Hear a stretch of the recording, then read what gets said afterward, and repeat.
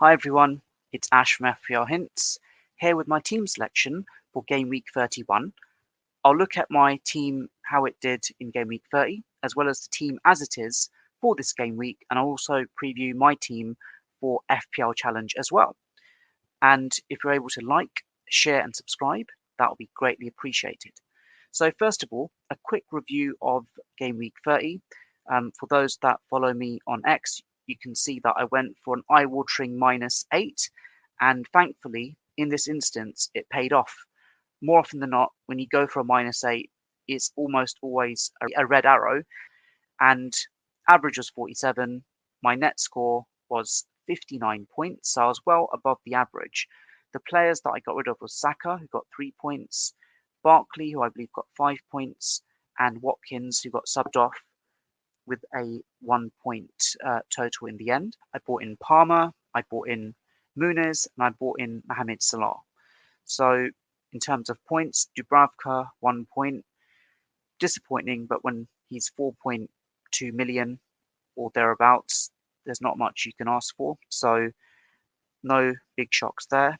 And then as for the defense, I decided to start Gabriel, which was a bit of a risk considering they're playing Man City at the Etihad, and remarkably, it worked in my favour. Arsenal somehow kept a clean sheet. And then on the other side of things, Virgil van Dijk couldn't keep the clean sheet against Brighton, got the yellow card, just 1 point. And then Zabani for Bournemouth, annoyingly, just missed out on a clean sheet. But then Kirkes, who I had as a sub, did keep a clean sheet as he was subbed off. So lost out there, but then wasn't even expecting Kirkes to start.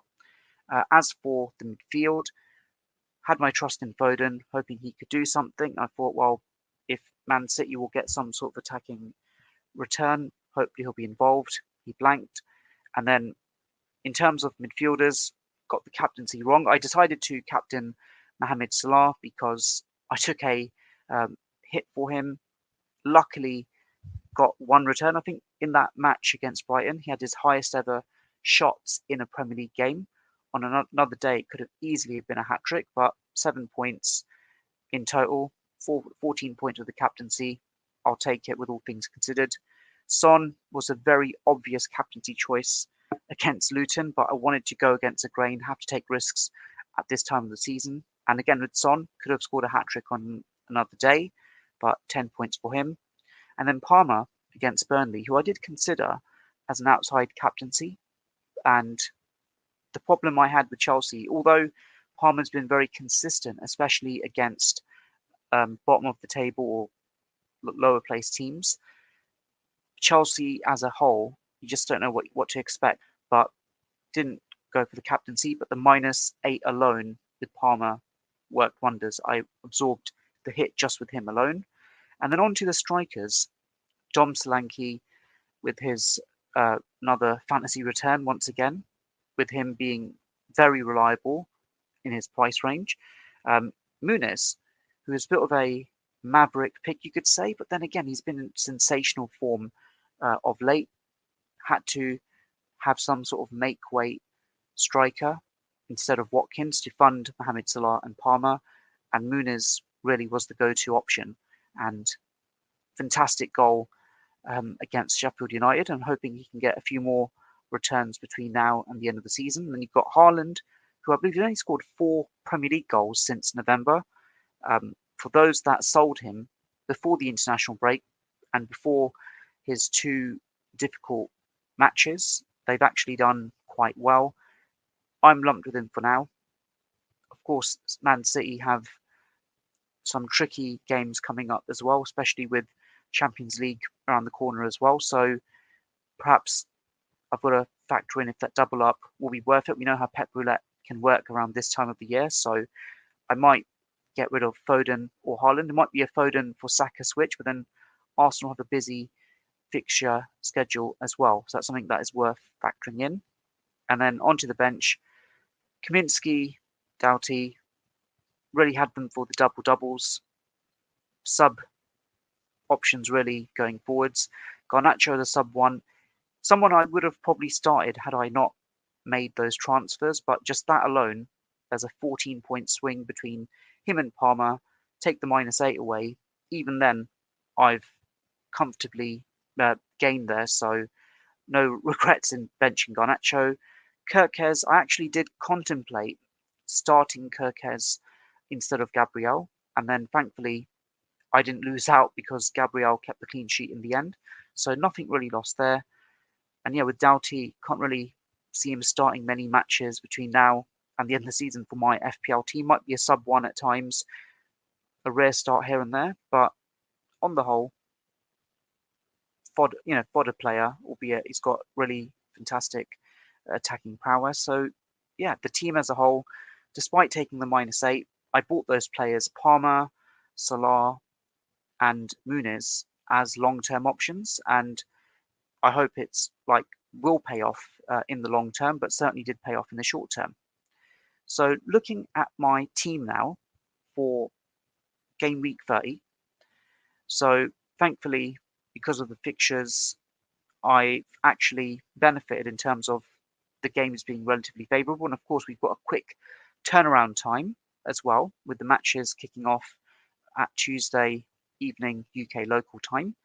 And in terms of the players I've selected, Dubravka, again, Newcastle have been absolutely hollowed out with injuries, but I've got to start him over Kaminsky for the time being for sure. And then onto the defence, I'm going to start Gabriel again, Virgil van Dijk again, and Zaberni again. On paper, that's 4 home games from the back line. What could possibly go wrong? I hope they can at least muster a clean sheet between themselves. And then onto the midfield, again, no change here. Foden, home to Aston Villa. Mohamed Salah against Sheffield United. Then you got Son against West Ham. And then Palmer against Manchester United. Favourable fixtures across the park, really. With Mohamed Salah captaincy, I've got a bad experience with captaining Mohamed Salah against Sheffield United. I think the last 2 times I captained him against Sheffield United, he blanked twice, but it's clearly a favourable fixture, a must-win match for Liverpool. So it's a no-nonsense pick for me. And many will be buying and probably taking a hit to get Mohamed Salah in for this midweek game. And then on to the strikers, Haaland, Muniz, Solanke, just absolutely no-nonsense picks. Could Haaland's minutes be managed, perhaps? Who knows? But I'd expect Solanke to get 4 mins. And I know with Muniz, he has been subbed off early at times, so hopefully that will happen after he scores against Nottingham Forest. Onto the bench, Kaminsky sub 1, Kaminsky is my goalie, Garnacho is my sub 1, Kirke sub 2, and then Doughty sub 3. So basically, I've not even touched my team from game week 30. All I've done is just move the vice captaincy armband to Dom Solanke. That's it. So I'm hopeful that with this team that I can get a healthy number of points, be above the average, and with the rolled over transfer into game week 32, I can then perhaps prep and get transfers for double game week 34. And don't have the free hit. I've used it, wasted in double game week 29. I wildcarded early. I've used my bench boost, and I've used my triple captaincy. So I will be taking hits between now and the end of the season. So there you have it. Now on to FPL Challenge. To be perfectly honest with you, it was something I was going to give up altogether after the first round because I wasn't fully aware of the nuances whereby you could technically get rid of certain players, and also if you had placeholders within your starting 11 and they didn't start, you could then technically remove them or rely on your auto subs. So I thought, you know what? This game week is all about forwards getting double points, effectively a quadruple captain for a forward. So I thought, actually, you could pick as many captains as you want. You can game the system and get significantly more points due to the loopholes that FPL have created with FPL Challenge. So looking at my team, as you can see, for those that ordinarily would just play FPL, I've got a goalkeeper who's very unlikely to start. That's Bender. And then Belgrade, De Silva, and Dobbin as my red flagged midfielders. The rest of the team ordinarily looks fine with like double Arsenal defence, a Liverpool defender, Liverpool attackers, Isak and Solanke. And then my bench, Raya, Son, Porro, and Udogie. So with the way that I'm going to go about it, I also feel that I want to leverage captaincy as well as much as possible. So to be successful in FPL Challenge, just got to make the most of the windows that are available to you. So in this instance, I've got Newcastle and Everton in the first match, Forest and Fulham in the second match. That's one deadline, followed by Bournemouth, Palace, and then Burnley and Wolves for the next one. And then beyond that, you've got West Ham and Spurs as the next deadline. So hypothetically speaking, that's for Tuesday. Let's just say that Isak scores a hat-trick and does fantastically well, then it's clear that I want to get his points. So what I would do in that instance is I would not do any changes to my actual team. So I would let the auto sub work, get Son on for De Silva, and then the captaincy would go to Isak. And then with the defenders, Porro and Udogie, I would consider potentially auto subbing them on if they absolutely haul on Tuesday. And then I'd basically not make any changes here. And that's how it is ideally if I wasn't to make changes. But then let's just say that Son blanks, Porro blanks, Udogie blanks. Then I've got the opportunity to flip those players out.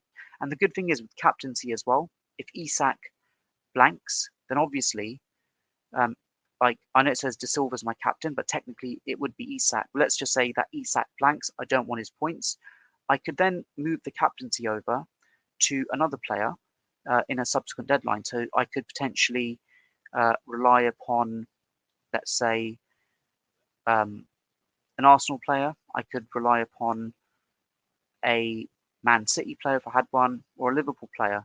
So in terms of players that are available right now, I think, if I'm not mistaken, probably couldn't get Dom Solanke because the deadline is 7:30 and then 7:45.